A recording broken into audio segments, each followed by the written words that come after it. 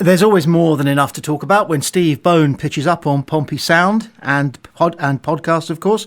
But today, that is especially the case because we are still having the dust settle on an extremely busy final day of the transfer window. So, Steve, I'm just going to say Pompey's transfer window and over to you.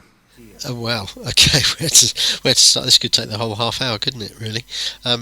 We ended up with was it 3 on the final day, wasn't it? Which I think gave us a total of 7 players coming in, which I think probably, if you said to the average Pompey fan at the start of January, how many players do we need? I think most people would have said, in the present climate, would have said 6 or 7. People would maybe have expected 1 or 2 others to either go back to their clubs or to be sold on. We lost a couple. People at that start of January would not have wanted to lose Callum Lang as part of the equation, but we did lose him on that final day. And we've heard more about that, and I'm sure we'll come on to that. But in terms of the players that have come in, obviously we've already seen a bit of 3 of them. I think I'm right in saying we've seen a fair bit of Ali, Adams, and Anderson. In the case of Ali and Adams, big thumbs up. They look as though they are going to make a difference, or they already have made a difference. Really, Adams brings us qualities to the midfield that we didn't already have. Ali looks good on the wing, and he's got an eye for goal, as we saw on Saturday, so that's good. Don't think we've seen enough of Anderson yet, which leaves us with another 4 still to see, and I'm pleased that they're signing people in alphabetical order because it's much easier to remember them, isn't it? So we've got Elise, the defender from Sunderland that we haven't seen yet, looks a good prospect if he can stay fit. We've got Brown, the forward from Luton, who comes with a few rave reviews, and I would imagine we'll be getting some game time with Colby Bishop out. Then we've got Caballero. I think he's the really interesting one, the winger, the Paraguayan winger. Looks like he's going to be used on the right side, got a bit of pace about him. John Messino says he can get bums off of seats, although I did notice that the manager said that 3 days after the official website was needing to put out a statement reminding people that they did need to sit down during games and should only stand up in moments of high excitement or something. So maybe that's what the wing is going to bring us. Sorry, getting sidetracked there. And then we've also signed the defender, the Senegalese defender Dia. Not sure if it's Diar or Dia, from a Norwegian club. So we've actually brought players in pretty much every position that you would have wanted us to. Whether they're all going to have the quality that we need in those positions, time will tell. But overall, I think quite promising. Okay, shall we start with Callum Lang then? Your thoughts there? Yeah, I mean, I'm disappointed to see him go. As I've said on here before, I didn't agree with those who said we should sell him, we should cash in because of his injury record. I know it's not been good this season, but it was okay before that. But it seems like he wanted to go. He handed in a transfer request, made it clear that he wanted the move. Seemingly, it's for wants to move his family back up to the northwest, close to where he has come to us from. And there's an interview with the manager today, with John Messino, who says because it was clear that Callum wanted to go, he wasn't going to block it. He didn't want a player who didn't want to be here, which I think is always the thing with these transfers. You might have fans having a favourite player that they don't want to lose, but if that favourite player then becomes a player that doesn't want to be at that club, it does change things. And as much as clubs hold when a player's under contract, it's up to a club whether they want to sell him or not. Of course it is, that's the way it works, but the reality of it is there's still a bit of player power there as well, and if he's made it clear he wants to go, and if there's a club in for him that he wants to go to, and that club are prepared to pay the sort of money that Pompey wanted, then it's always going to happen. And I think we probably got about as much cash for him as we were ever going to. Don't think we get it all up front, and I don't think we get to keep it all because Wigan have got a sell-on clause from when we bought him, as you'd expect. Again, that happens with these sort of players, with these sort of deals. So I think he'll be missed. I think he'll be fondly remembered. Be very interesting to see if he plays against us on Saturday. We'll all be willing him not to get off to a flyer with Preston. But it sounds like, all in all, probably it was for the best that he did move on. Yeah. Dobbing around then, Gustavo Caballero. Yeah. I think Brighton have got a couple of Paraguayans. They've certainly got one, I think, on their books. I wonder if there was a phone call there and he said, what are these things that apparently I need called gloves? Could be, couldn't there? Yeah. It's 80 at the moment in Rio. I looked it up. It's 80 degrees, 28. Yeah. Yeah, it's a bit warmer in Brazil than it is in Baffins, isn't it? Let's be honest. It's a big move, isn't it, for anybody? I mean, he's not young, is he? He's not like we could bring in an 18-year-old over. He's a bit older, but for any player to come from that sort of environment to here and to the Championship, to a league he doesn't know, he's going to be with people and players he doesn't know. He might hit the ground running and he might be a massive success. I've seen one or two people say, he might be this season's answer to Andres D'Alessandro, the Argentinian we had getting on for 20 years ago, who was an absolute wizard. He wasn't on people's radar until we signed him. Came over on loan and transformed the team. So it might be a situation where Caballero does come in and wows us from the start, but it wouldn't be unreasonable to think that he could take a little while to settle, couldn't he? As you've said, it's a big move. He's coming halfway across the world into a league he doesn't know. Let's give him a bit of time. Let's not get on his back if he has a dodgy first 45 minutes when we see him. But it's an exciting signing, isn't it? He looks, again, you can make any player look good from a few YouTube highlights, of course. But he looks as though he's got a bit of pace, likes to go. But dare I say, sort of more of an old-fashioned winger, likes to go past his man, get the cross in. Gonna have a bit of an eye for goal, you would think. And we did need somebody, with Lang off, and nobody else in the squad who can naturally play on that side, I don't think. There's others who can fill in there, but there's nobody who's, you would say, that's their best position. So, all very exciting. It seems like we were after him in the summer as well. What's noticeable about some of those we brought in January is that they've obviously been on the club's radar for a bit, but they haven't been on anybody else's radar, which again comes back to the conversation we have. Sometimes there are names that go around and you think, right, there's obviously something to this name, and then Pompey either sign them or don't. But in a few cases, they've been doing some work behind the scenes on players whose names haven't got out onto the rumour mill. Yeah, Brad Wall is getting a lot of credit for that. Does it mean we'll see Luke Graham in a Pompey blue shirt eventually? Yeah, they're talking about keeping their interest going there, doesn't it? Yep. It looks like they will.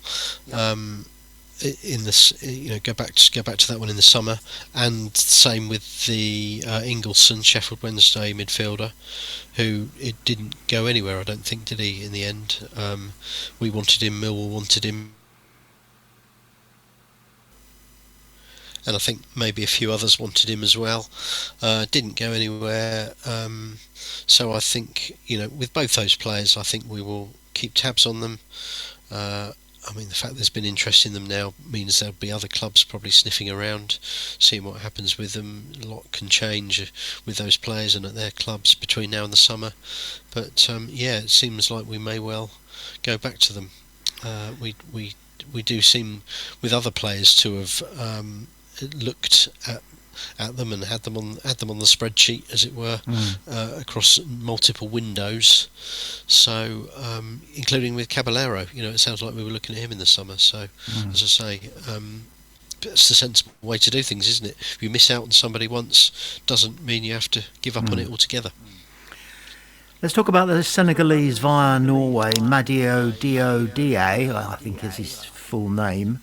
Do you suppose he was always a fallback in case the Luke Graham thing didn't happen? Yes, there's another piece out today from Neil Allen saying that he was a plan B before it didn't all happen on the final day. He was another one on the list, and they kind of made sure of what their chances were of getting him, and what they would need to do, and how the logistics would work out on deadline day if we didn't get Graham. I think they must have known that they perhaps weren't going to get Graham, and therefore wanted a fairly sort of solid backup plan.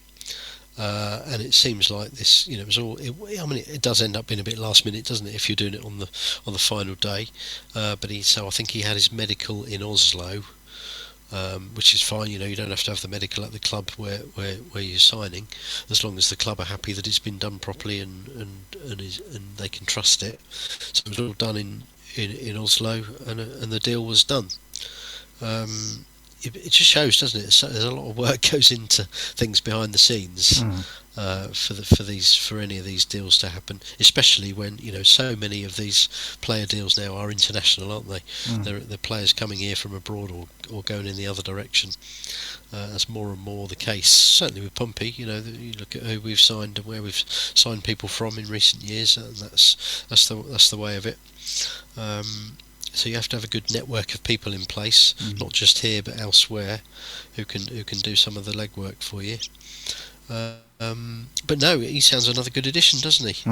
Don't think we're going to see him for a week or two, but 6'4", I think, comes back to your thing of always needing, a couple of 6'4", 6'5" players are always handy, especially in the Championship. Everybody else has got more than us. Yep. There was a moment in the West Brom game on Saturday where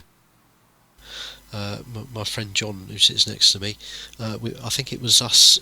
We had a corner, it was an attacking corner, and he was looking at who'd gone up, and he just said, "There's just no height there, is there?" No. Colby was the tallest one up for the corner, and everybody else was 5'8", sort of thing. So if we've added a couple of 6'4" defenders, I think that's great. They'll be there to get us stuck into the battle that I'm sure is ahead in the final few months. We've suddenly now got quite a few defenders again, haven't we? I know we've got 3 injured, but we've got some options at the back even with those 3 injured, and that's, I think, what the manager needed to make sure he achieved in January, especially with McIntyre going the other way. That's one less in the building, as they call it. So yeah, got some good options at the back.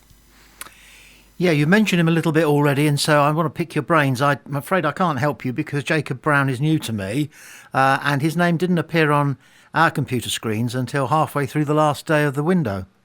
Yeah. No, another one who was not in the rumour mills, was he? Really, as far as I could tell. Interesting proposition. He's been around a little bit without setting the world alight. He's played at Stoke. He's been at Luton for some time.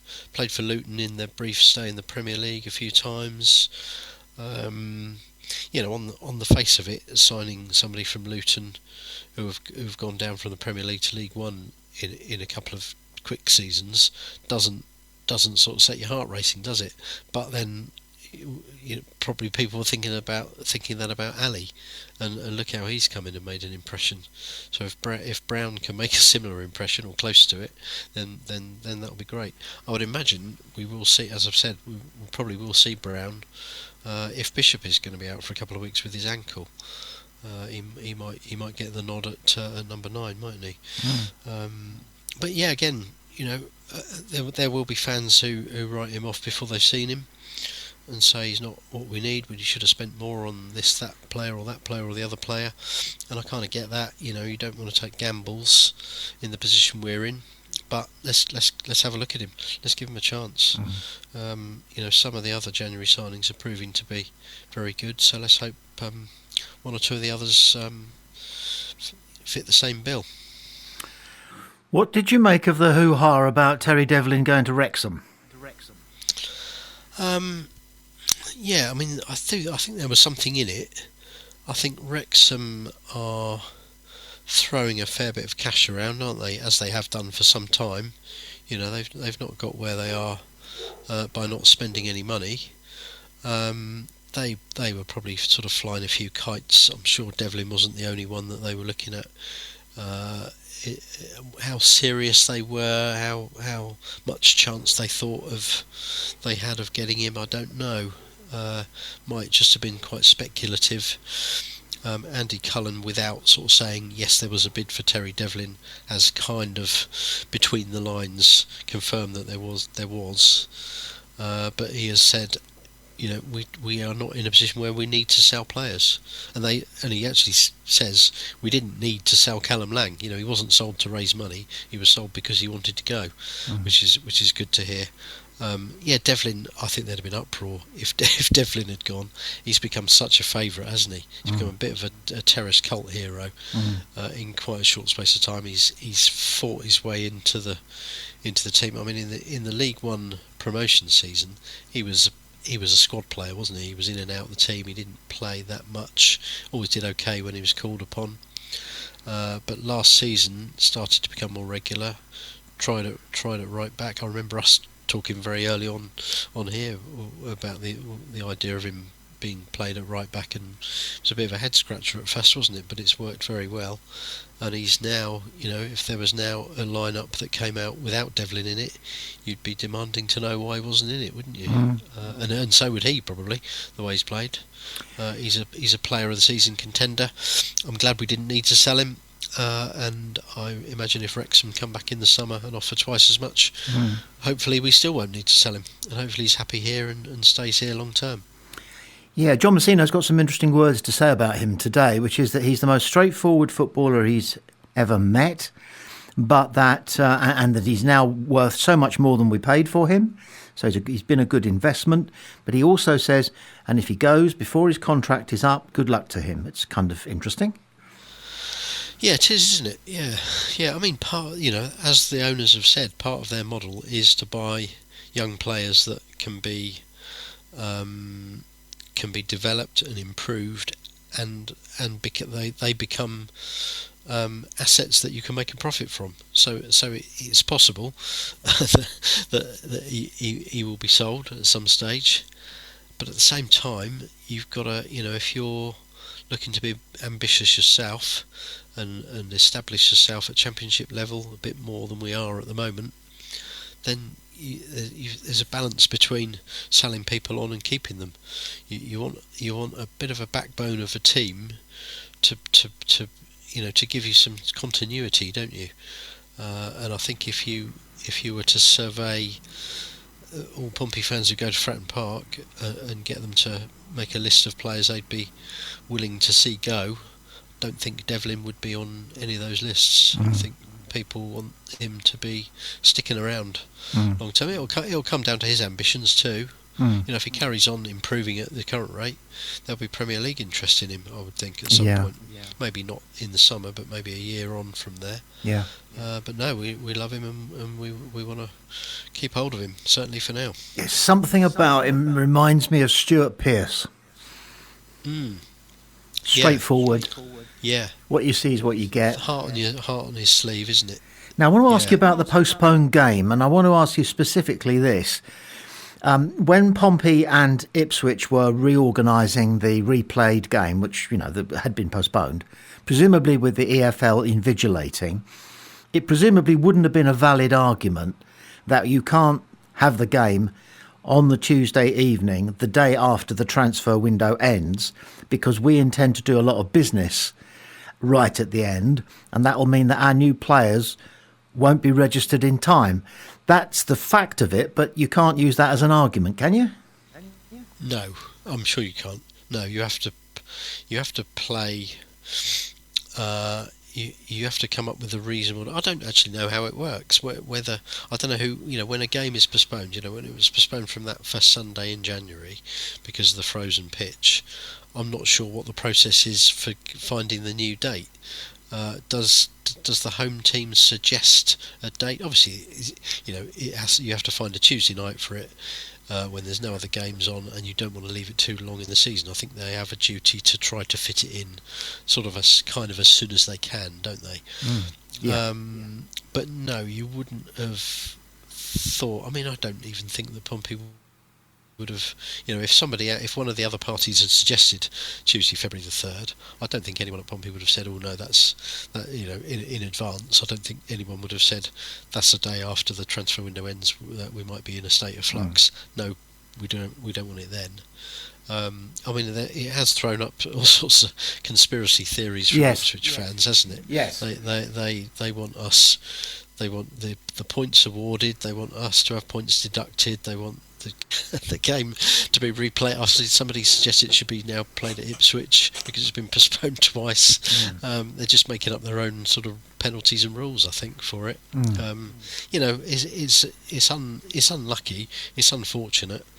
And you might say that a club at Championship level should be able to protect a pitch from 2 days of rain. There's that argument. But as we said when the first game was called off, we don't get too many games called off here for ice or for water.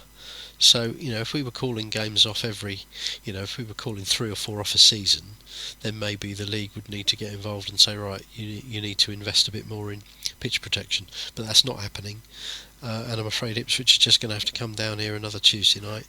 I did suggest, let's not leave it until too late in the spring, or we might have a hosepipe ban and the pitch will be too hard and we won't be able to water it, and it'll be called off for that. So there's always something that can that can lead to a call off, isn't there?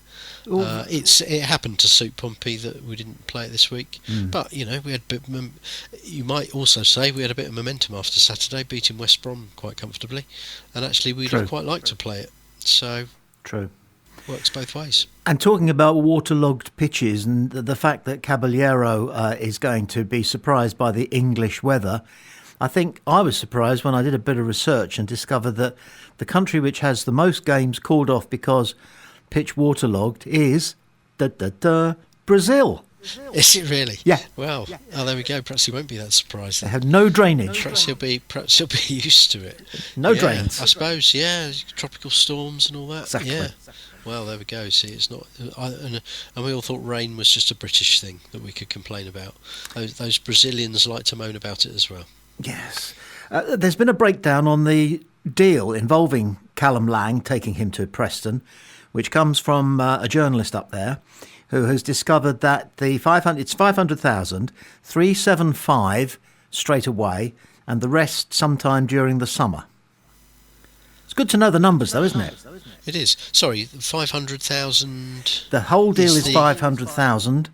Pompey pay 375,000 straight away, and the rest sometime in the summer. I thought it was much more than that. Oh, wait a minute! I'm talking about. Oh, blimey! I'm talking about Ebo Adams. Oh, edit that bit out. You've given him away. You're giving him to because Preston, isn't it Preston's record buy? It is 2 million and a bit, I think. Isn't it? I've got all my notes here, and I'm on the wrong page. Oh, there we go. I can't even read my own writing either. It's a good job you're not negotiating on Pompey's behalf. Is all I can say. There's more question marks on this page of notes. I've got 2 question marks, one in front of and one behind Jacob Farrell. Well, I don't know what that means for him. He's more questions than answers. Question marks than answers. He's said to be going to Australia. Yeah, probably. Tom McIntyre's washed up at Aberdeen. He has, yeah. We seem to send a few there, don't we? Because Yengi went to Aberdeen from us when he left it here. I don't think he's still there. But yeah, no, good. I mean, got to say, good luck to Mackin. Well, it was unfortunate, wasn't it? Yeah. Played well in that first 50 minutes. Then looked all right. Got sent off and broke his ankle or something. And then he didn't look quite the same player when he came back. But good luck to him north of the border. Yeah, so yeah, when you've worked out who we're buying for 500,000 and who we're selling, it's Adams. That's the fee for Adams, isn't it? I think 500. Yes. Who we bought. Yes. Which at the moment looks a steal, doesn't it? Looks. They're very cash strapped, aren't they? But Derby. And we were wondering. I mean, do they really want to go up? They're more or less in the playoff position, but do they really want to go up? It's the problem these days is going up from the Championship to the Premier League. It's going to suit some clubs, and every club is going to sort of want to have a go at it, but you can end up worse off than you start, because you can come straight back down, and then your downward momentum can take you a bit further, as Luton found, and as Southampton and Leicester are finding this season. It's not easy when you come back down. There's the days when you come down and go straight back up again seem to be disappearing, don't they? So I think for a Derby to go up be hard. I'm sure they'll have a go at it if they get there. I don't know what their financial situation is. I don't know how much money they'd be able to raise if they got up. I think they've been talking about wanting to use the money from us for Adams to strengthen now and have a good go at the playoffs.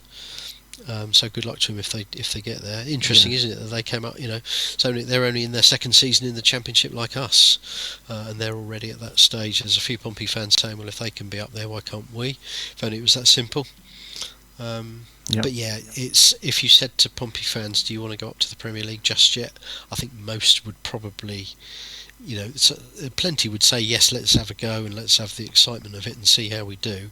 But I think quite a few, particularly those who remember it from last time we were up there, would say, hang on a minute, it's not all it's made out to be and cut out to be.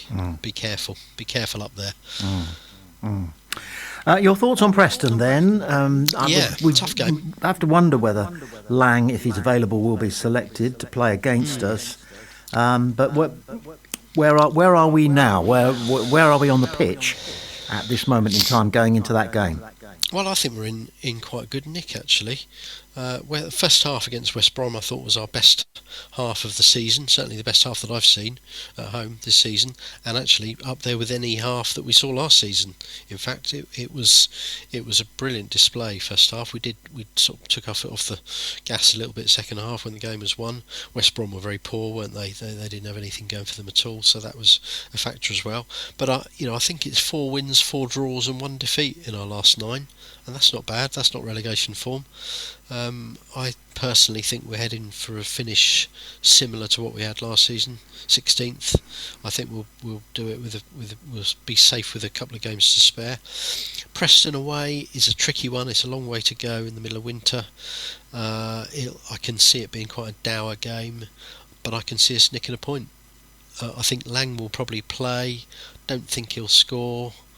And I think we've got our tails up a little bit with these new people in the squad at the moment. Don't know which of the new boys we're going to see at Preston. 2 or 3 of them probably on the bench, in addition to those who played last Saturday. And I think we're going to come back from Deepdale with a nice point. That will be. And okay, well, Steve, thank you very much indeed, as ever, for working your way through a very complicated telephone directory of players coming and going and staying and not coming and not going. I think we've probably missed a few in our sweep around them there, but we'll just out of courtesy, let's mention Jordan Archer, who unfortunately it seems as though they can't place him. Florian Bianchini, who's in danger of not being registered even, and then Luke LaRue. They've got another few weeks to find a loan deal for him, and that's probably what's going to happen. Yeah, because we've as I say, we bought in 7 and I think we've let 3 go, haven't we? So that again gives you too many to register, and it's a lot of players, isn't it? And there's a few there that aren't going to play for us for the second half of the season, so you just hope that they are looked after and that they find something either now or quite soon.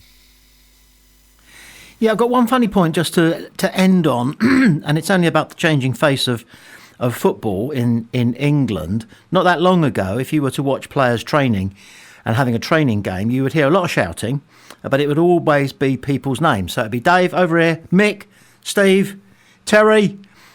But how do they deal with Medio Dio Dia and Gustavo Caballero and EJ Alice and Ebo Adams? It's an issue, slight issue.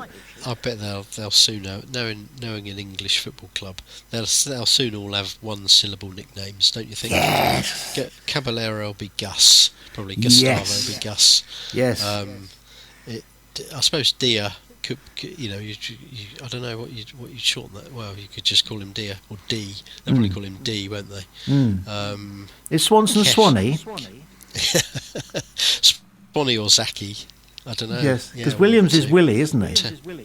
Is he? I think he's Willie. Right. Yeah.